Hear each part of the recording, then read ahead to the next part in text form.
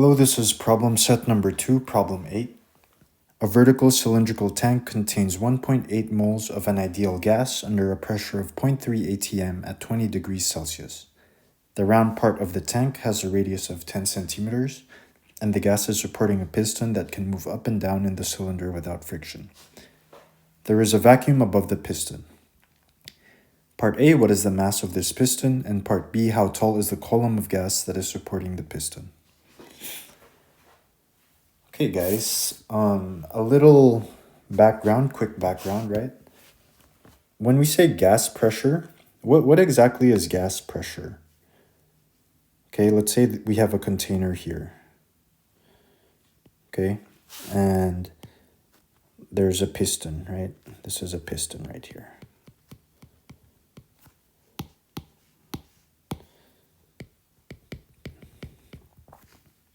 Okay, inside the container here, there's gas.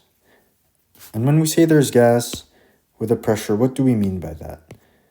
So that just means there's tiny little molecules of the gas inside this container, right? And they move around randomly. And when they move around randomly, they strike the walls of the container. They hit the walls of the containers, and they also hit the piston, right? So when we say that, okay, let's say there's a weight of the piston going down, facing downwards, right? And negative y, the weight of the piston faces into the negative y direction. Equally, what's holding the piston up is the force from the gas particles, hitting the piston and keeping it up, right? So gas pressure is caused by molecules of gas striking the walls of the container. And in the case of Earth's atmosphere, let's say we have a body of water, right? The surface of a lake. Let's make it flat. That's surface of a lake.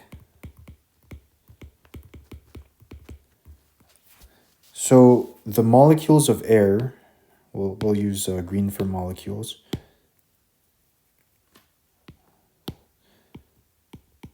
From the atmosphere, they move in various directions, but some of them hit the surface of the lake, right? They strike the surface of the lake. And that's what we mean by having atmospheric pressure at the top of the lake, right? I'm just trying to give you guys an idea of what it means when we say gas pressure. Okay, so hopefully that helps a little bit. Okay, let's delete this. All right, so again, back to the problem. Let's write down what we know. We know that the cylindrical tank has 1.8 moles of an ideal gas. So N equals 1.80 mole, okay? Under a pressure, P equals 0.300 atm. And the temperature is 20 degrees Celsius, okay? We also know the round part of the tank has a radius of 10 centimeters. And that's this guy, right? It's 10 centimeters. So R equals 10 centimeters. 10 cm, okay? So if this R right here is equal to 10 centimeters, that means the radius of the piston right here is also equal to 10 centimeters, right? All right. What else? The gas is supporting a piston that can move up and down the cylinder without friction. So yeah, that's this piston right here, right? It goes up and down. And here, the surface area of the piston is, we'll call it A. That's the cross-sectional area of the piston, right? So when we look at the piston from top down, it's just a circle with an area of A, which is just pi r squared, and we know our R is equal to 10 centimeters, like they said. Okay, what else do we know? There's a vacuum above the piston.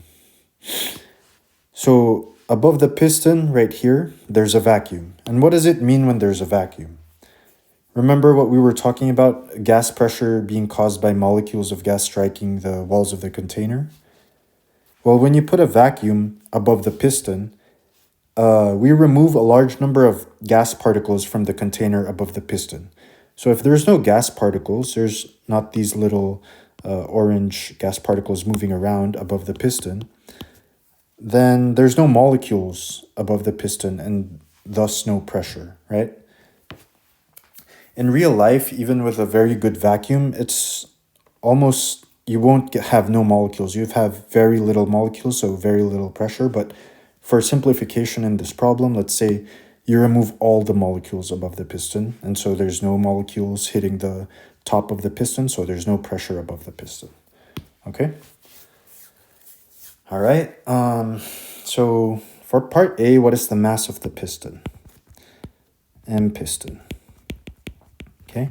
That's what we're trying to find. And real quick, before we get to that, I just want to say some things that I hope is in your cheat sheet or that you just know by heart, because we'll need this to solve homework problems, or it will also help you in the test, so it's helpful to have it in your cheat sheet. Okay, 1.01325 times 10 to the 5th Pascal. So 1 ATM is equal to 1.01325 times 10 to the 5th pascals. Converting from Celsius to Kelvin, you just add 273 plus whatever temperature you have in Celsius, okay? And that will be your temperature in Kelvin.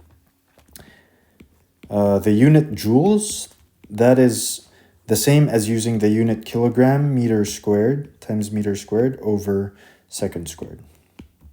Okay, so these two are equivalent units, and you can use them interchangeably, and we're going to do that in this problem. Okay. And also the unit pascals, it's just equivalent to kilograms over meter times second squared, okay? So these are things that we're going to use in this problem, and possibly you will need to use on your test. So either know them by heart, or maybe it will be helpful to write them on your cheat sheet. All right. Okay, back to the problem, mass of piston. So let's take this drawing below and move it up.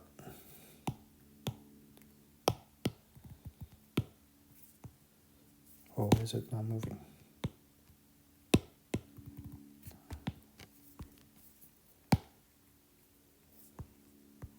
There we go.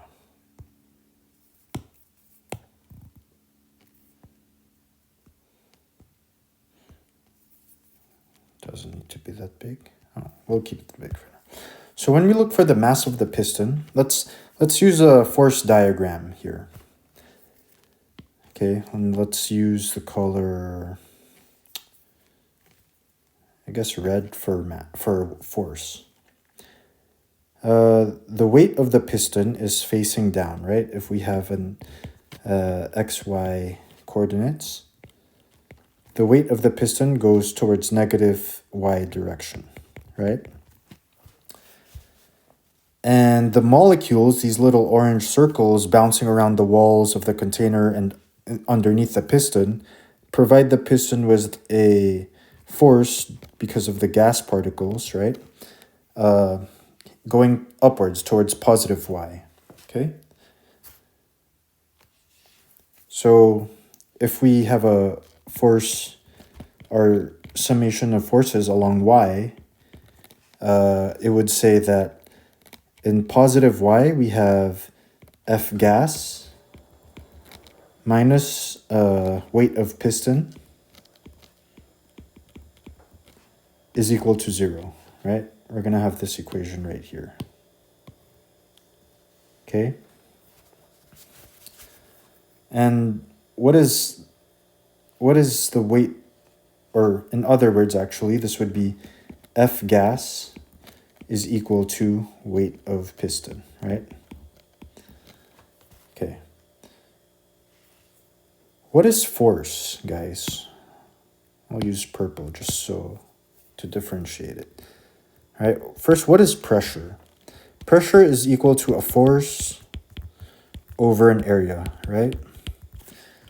So that means that a force, let's just use F, is equal to a pressure times area, okay? So these guys, it could be written as the force of gas is the pressure, P gas, right? Or pressure from the gas, let's just call it P, times an area. And what area would we use? We would use the area of the piston right here, right? A. Okay? Area of piston. Okay. Is equal to the weight of the piston. What is the weight of the piston? That would be the mass of the piston times gravity. Okay? So we could further simplify this, right? Because the area of a cylinder is equal to the surface area. No, sorry. The area of a cylinder is just a circle, right? The cross-sectional area of a circle. So that's pi r squared. Okay? So here we would have pressure times pi times r squared, right? That's the area, is equal to the mass of the piston times gravity. Okay? And if we're looking for the mass of the piston, we can solve that using algebra. That would just be pressure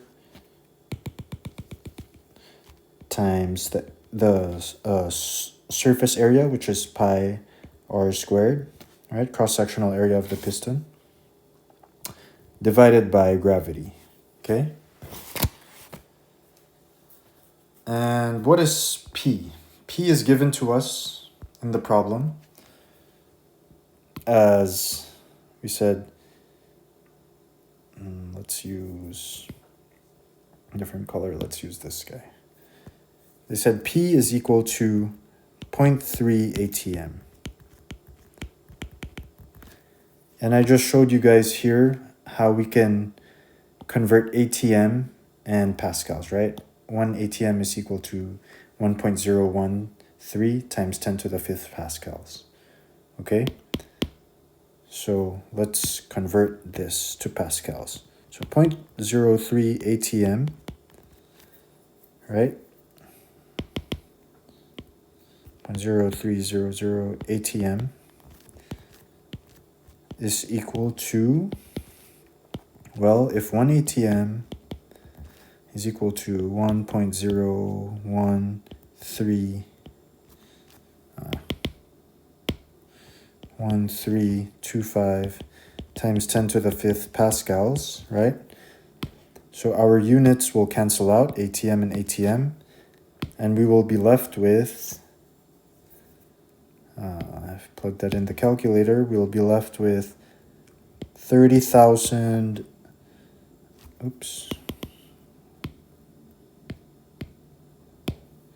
30,398 pascals.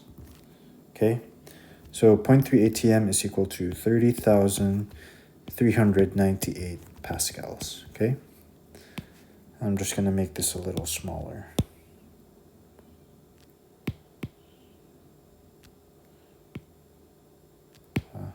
Just so this.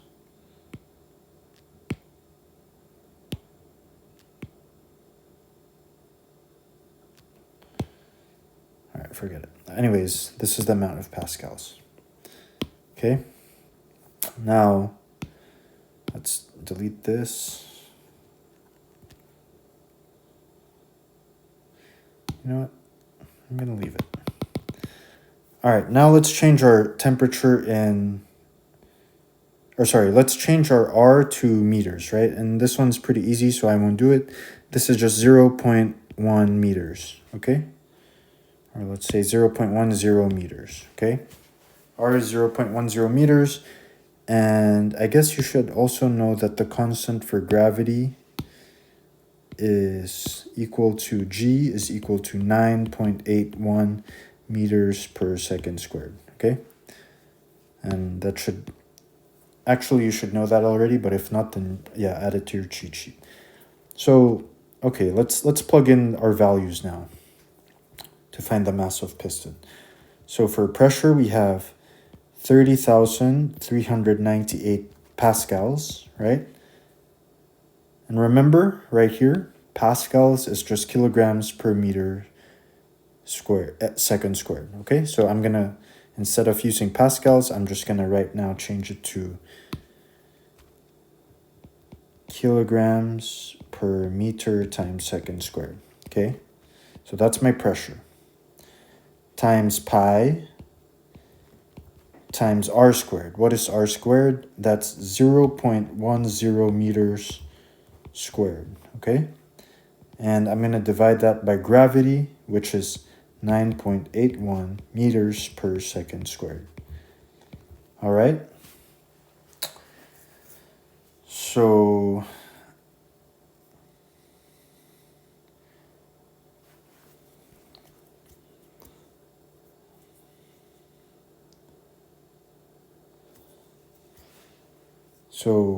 one second.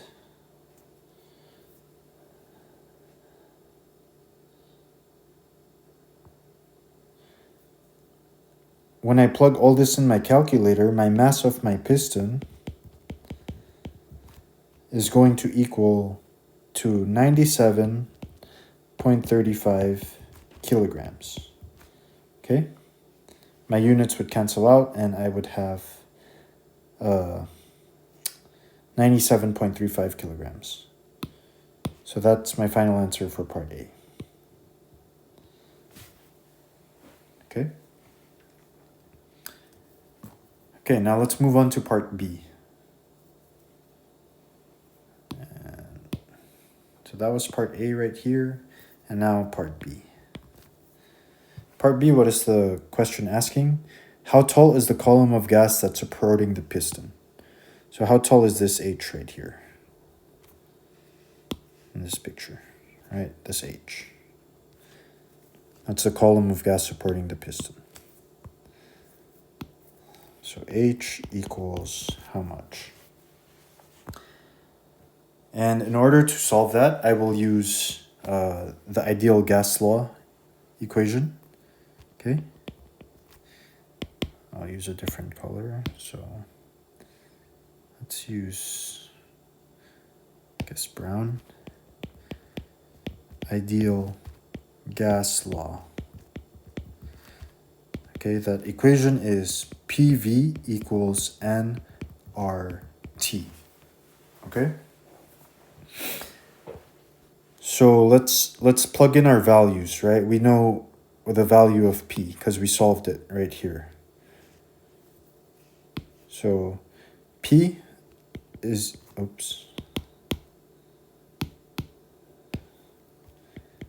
P is equal to 30,398 pascals.